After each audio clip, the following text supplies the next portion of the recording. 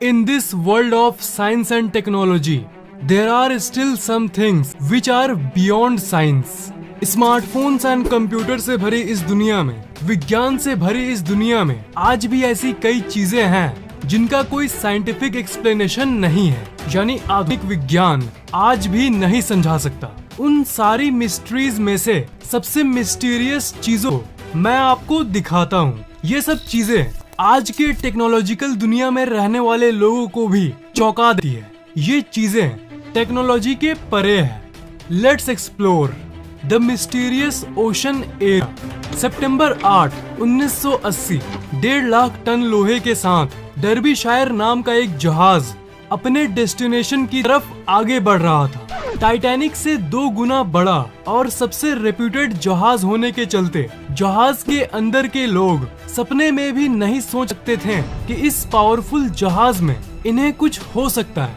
पर एक दिन बाद सितंबर 9, 1980 को ये डर्बीशायर जहाज और इनका पूरा क्रू एक रहस्यमयी कारण के चलते समुद्र पर से गायब हो गया। उस समय की ये ब्रिटेन की सबसे बड़ी शिप थी। कोई नहीं समझा सका कि ये आखिर गायब कैसे हुआ। इतने एक्सपीरियंस्ड मेंबर्स के होने के बावजूद भी एक ऐसा जहाज जो कोई सोच भी नहीं सकता था कि इसके साथ ऐसा कभी होगा, वो आखिर कहाँ चला गया। जापान के पास ही ये जो एरिया देख रहे हो आप, इसी की बात कर रहा हूँ मैं। द मिस्टीरियस ओशन एरिया सुन के आपको ये लग रहा होगा कि यहाँ बर्मुडा ट्रायंगल के बारे में बात हो रही है। बर्मुडा ट्रायंगल में तो जहाज और एरोप्लेन्स तो गायब होती ही है, उसके बारे में तो सभी को पता है। पर इस एरिया के बारे में बहुत कम ही लोग जानते हैं। इसका नाम है द ड्रैगन्स ट्रायंगल। इस रहस्यमयी एरिया में हजारों जहाज और एरोप्लेन्स गायब हुए हैं। इतने गायब होने के घटनाओं को देखकर हर किसी को लगता था कि इस जगह पर जाके इसकी रिसर्च करनी चाहिए कि यहाँ आखिर हो क्या रहा है। और इसी के चलते इस एरिया के बारे में और पता करने के लिए जापान की एक गवर्नमेंट शिप को भी भेजा गया था, ये जांच करने के लिए कि जहाजें आखिर जाती कहाँ हैं। कई जगहों से रिसर्च टीम को बुलाया गया, 100 से भी ज्यादा वैज्ञानिकों को बुलाया गया जो इन सब पैरानॉर्मल चीजों में एक्सपर्ट थे। वो शिप पूरी तैयारी के साथ गई तो सही, पर वापस कभी नहीं आई और कहां चली गई किसी को नहीं पता। मतलब समझ रहे हो कि रिसर्च करने वाली टीम भी वहां से गायब हो गई। उसके बाद गवर्नमेंट भी फिर से किसी भी शिप को उस जगह पर आज तक नहीं भेजी। विकिपीडिया में इस जगह के बारे में पढ़ोगे तो आपको ये पैरा देखने को मिलेगा। And that this ship too vanished and finally that the area was officially declared a danger zone. मतलब उसके बाद इस जगह को ऑफिशियली एक डेंजर जोन घोषित कर दिया गया, जिसे समझना वैज्ञानिकों की भी बस की बात नहीं है। बिना उस जगह जाए सिर्फ सैटेलाइट और मैप से उस जगह की रिसर्च की गई। तभी ये पता चला कि ये बिल्कुल बर्मुडा ट्रायंगल की तरह ही एक त्रिकोण बनाती है। ये तो बस शुरुआत है। सबसे अजीब बात ये है कि ये बिल्कुल उसी अलाइंड पोजीशन में मौजूद है जहां बर्मुडा ट्रायंगल है। आप यहाँ देख सकते हो, ये दुनिया के इस साइड में है और वो दुनिया के उस साइड। क्या ये एक इत्तेफाक है? और इसी के चलते ये भी माना जाता है कि इन दोनों जगहों का आपस में कोई कनेक्शन है, क्योंकि ये कोई इत्तेफाक नहीं हो सकता।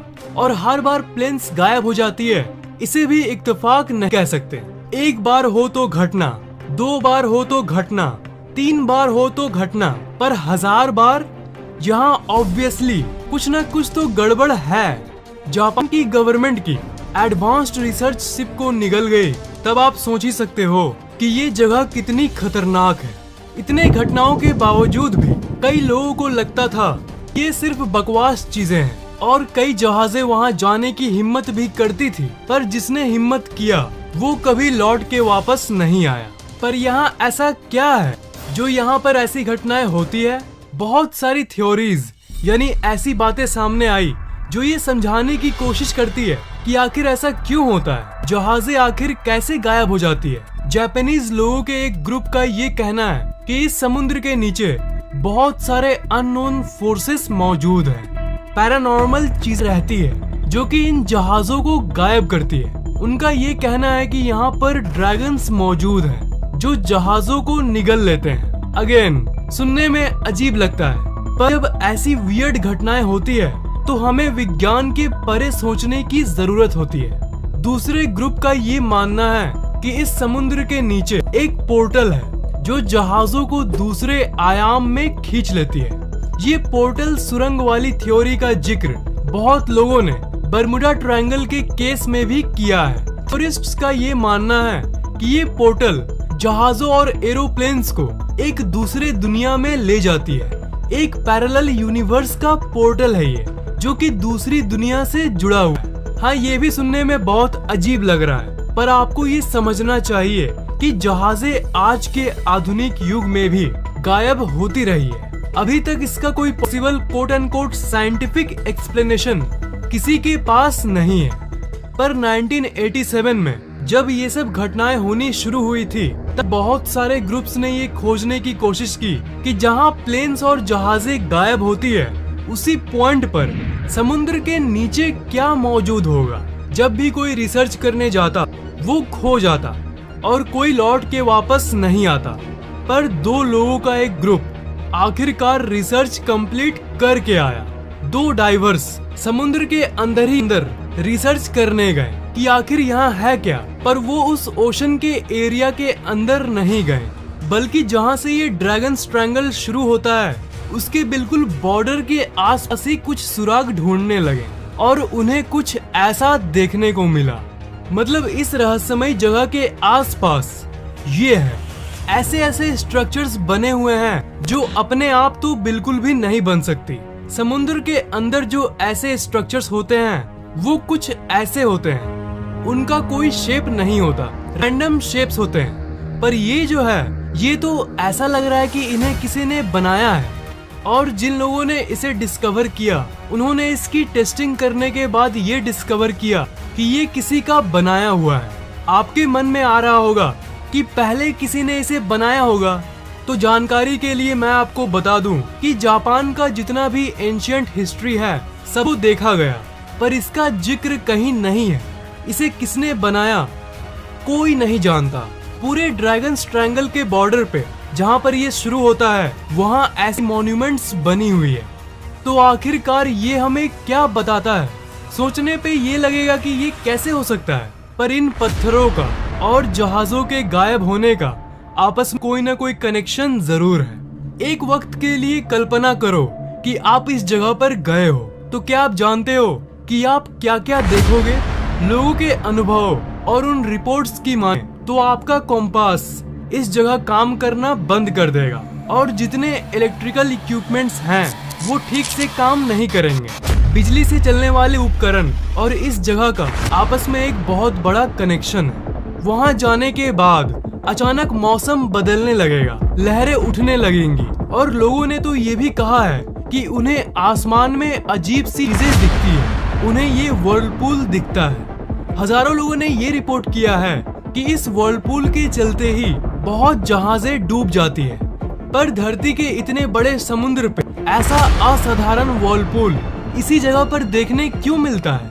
कई रिपोर्ट्स में ये भी कहा गया है कि उन्हें घोस्ट शिप्स देखने को मिलती है, ऐसी जहाजें देखने को मिलती है जिस कोई क्रू या कोई इंसान मौजूद ही नहीं होता।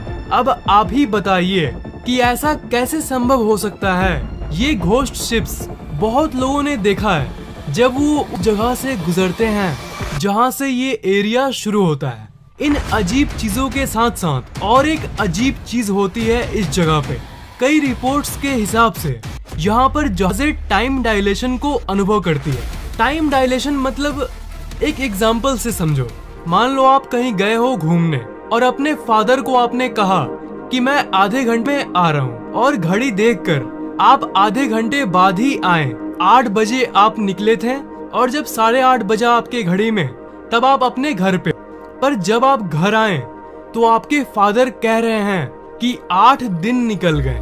तो सोचो आपको कैसा लगेगा। इसका मतलब आपके लिए टाइम स्लो चल रही है। तो बर्मुडा ट्रायंगल और ड्रैगन्स ट्रायंगल दोनों जगहों पर ऐसी घटनाएं भी हुई है। मतलब इस जगह पर टाइम डायलेशन होती है। 1-2 इंसान अगर इस जगह के बॉर्डर को टच करके वापस भी आते हैं तो टाइम उनके लिए सेम नहीं होता। ऐसी घटनाओं की रिपोर्ट्स बहुत कम है, पर लोगों ने अनुभव जरूर किया है। और ये टाइम डायलेशन कोई रहस्यमयी चीज नहीं है। विज्ञान की दुनिया में ये एक बहुत फेमस कंसेप्ट है। अंतरिक्ष में ब्लैक होल के सामने से अगर कोई चीज गुजरती है तब उसके लिए समय स्लो हो जाता है।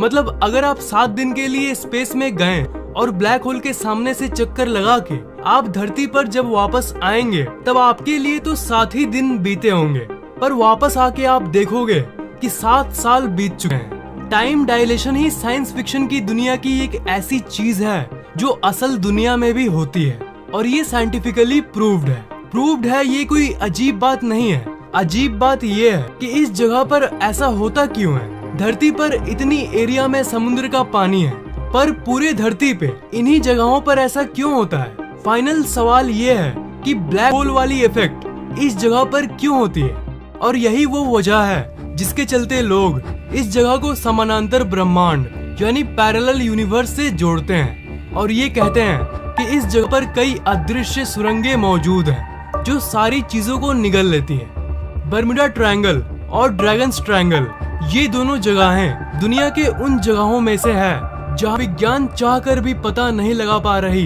कि आखिर वहां हो क्या रहा है। ऐसी रहस्य सच में हमें विज्ञान के परे सोचने पे मजबूर कर देती है।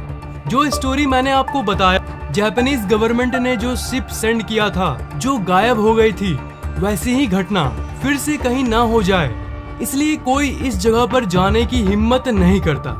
इस जगह पर भविष्य में कोई रिसर्च या डिस्कवरी होगी तो मैं आपको जरूर अपडेट करूंगा।